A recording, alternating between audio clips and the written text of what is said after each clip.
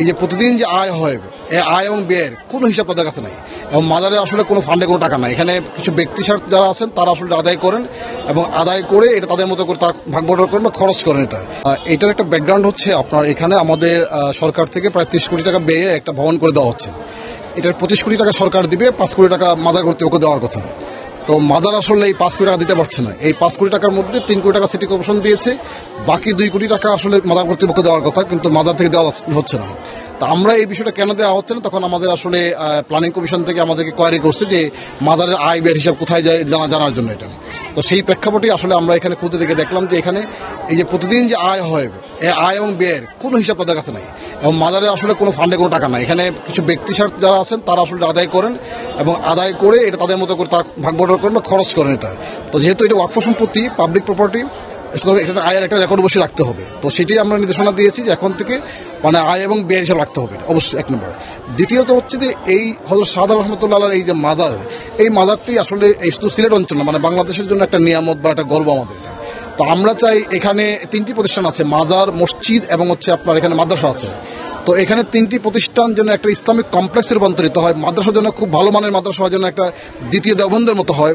মসজিদে যেন এমন একটা স্থাপত্য এত সুন্দর মসজিদ হয় যাতে করে এখানে আগন্তুক যারা আসবেন নামাজি, তাদের নামাজ পড়তে যেমন সহজ সুবিধা হবে। এখানে কোনো কার পার্কিং কোনো ব্যবস্থা নেই এবং এখানকার ম্যানেজমেন্টও খুব ভালো না। সিকিউরিটি সমস্যা এখানে আছে, প্রায় জুতা চুরি হয়, সমস্যাগুলি আছে এবং এখানে অপরিষ্কার পরিচ্ছন্ন।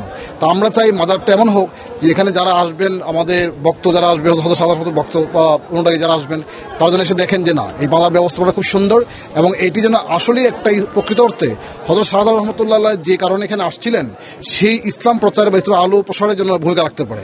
এবং এইটার মাদ্রাসার ছাত্ররা যাতে এখান থেকে ভালোভাবে পড়াশোনা করতে পারে, তারা আমল এবং এলেমে যেন জগতে সেরা হয়। তো এইটি আমরা করতে চাই এবং এখানে কার পার্কিং কোনো ব্যবস্থা নেই এবং এটার কারণে আশেপাশে যানজট হচ্ছে।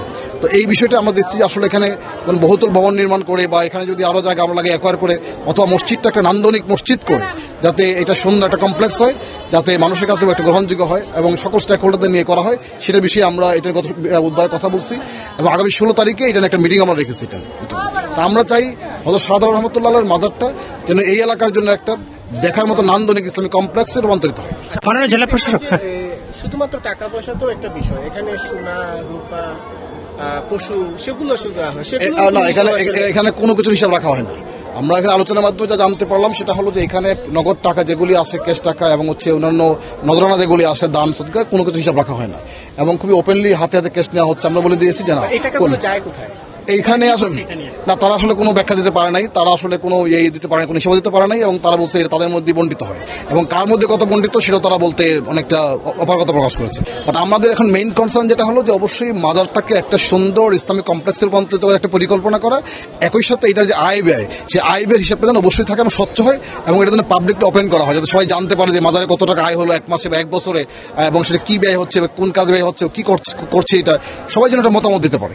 এটা আমাদের সিদ্ধান্ত আমরা দিয়েছি যে এখানে মাজার এখন যারা পরিচালনা করছে তাদের সাথে আমাদের ওয়াকফ প্রশাসনের লোকজন মিলে এটা প্রতিদিন যে আয় হচ্ছে এবং সে কত টাকা আয় হলো, কোথায় খরচ হচ্ছে, সব কিছু রেকর্ডটা রাখবে, যৌথভাবে রাখবে। এটা আমরা আপাতত হযরত শাহজালাল রহমতুল্লাহ এই মাজার এবং শাহপুরান মাজার, এই 2টি বড় মাজার আমাদের এখানে, 2টি বড় এই দুটো আমরা চেষ্টা করছি এই দুটোকে একটা নান্দনিক এবং একটা হিসাব স্বচ্ছতার আওতায় আনতে।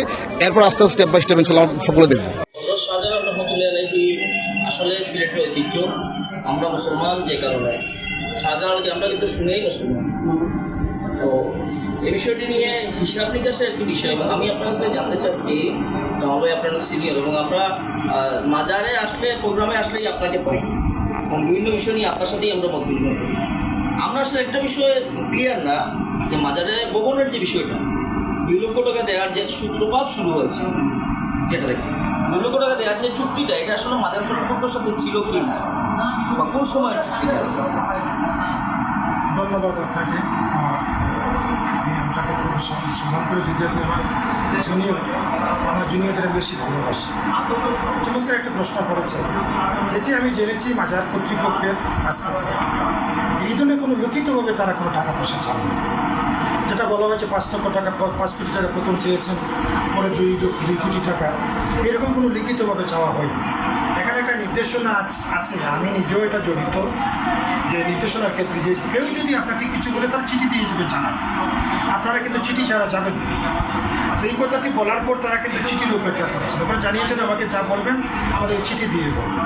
দাওয়াতের কাজটাও চিঠি দেওয়া হয়নি, ফোনে বলা হয়েছে।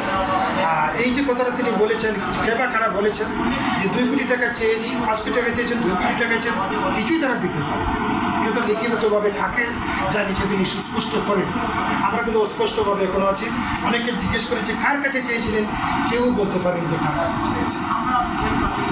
একটা চুক্তি ছিল আমাদের সিলেটের জেলা প্রশাসক মহোদয় যেটি বক্তব্য দিয়েছেন, আমরা শুনেছি যে চুক্তি ছিল মাজার কর্তৃপক্ষ 2 লক্ষ টাকা দিবে, 5 লক্ষ টাকা দেবে।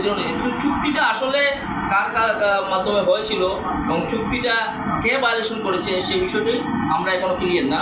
সেই জন্যই আপনারা জানতে চাইলাম, আসলে চুক্তি যদি মাজার কর্তৃপক্ষ করে থাকে তাহলে মাজার কর্তৃপক্ষ কেন টাকা দিবে না, সেটা একটা প্রশ্ন। আর যদি চুক্তি না করে থাকে, উন্নয়নের সাথে আসলে কোনো মাজারের চুক্তির বিষয় এটা নতুন করে সিলেটবাসী শুনেছে। এই শব্দের সাথে আসলে সিলেটবাসী বা কোনো মানুষই কোনো জায়গায় বাংলাদেশের পরিচিত আছে বলে মনে হয় না। উন্নয়ন সরকার করে, কিন্তু একটা কর্তৃপক্ষ একটা মাজার কিছু টাকা দিবে, সরকার কিছু টাকা দিবে, সেটা আসলে প্রশ্নবিদ্ধ বিষয়টা। আমরা জানতে চাওয়ার পরও আমরা আসলে বিষয়টি ক্লিয়ার করতে পারিনি, বা কে চুক্তি করেছিলেন, কে চুক্তি করেছিলেন, কার মাধ্যমে করেছিলেন, এই বিষয়টি কিন্তু স্পষ্ট।